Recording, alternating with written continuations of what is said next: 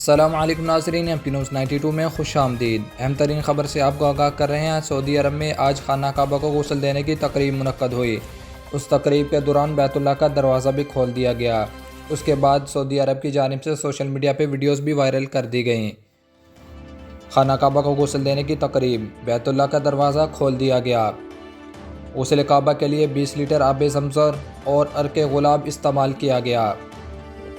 خانہ کعبہ کو غسل دینے کی تقریب، بیت اللہ کا دروازہ کھول دیا گیا۔ مکہ مکرمہ میں غسل کعبہ کی تقریب کے دوران خانہ کعبہ کا دروازہ بھی کھولا گیا۔ عرب میڈیا کے مطابق غسل کعبہ کی تقریب میں ائمہ کرام اور حرمین شریفین انتظامی امور کے حکام بھی شریک ہوئے۔ ولید برادر الشیخ ڈاکٹر صالح آل زین نے بیت اللہ کا دروازہ کھولا اور مکہ مکرمہ کے نائب گورنر شہزادہ بدر بن سلطان نے خانہ کعبہ کے اندرونی حصے کو غسل دیا۔ نائب گورنر مکہ مکرمہ نے خادم الحرمین شریفین شاہ سلمان بن عبدالعزیز کی نیابت کی۔ خانہ کعبہ کے غسل کے دوران بیت اللہ کی اندرونی دیواروں اور فرش کو صاف کیا گیا، جبکہ غسل کعبہ کے لیے 20 لیٹر آب زمزم اور عرق گلاب استعمال کیا گیا۔ غسل کے بعد خانہ کعبہ کو خالص عود، عرق گلاب اور بخور کی خوشبوؤں سے معطر کیا گیا۔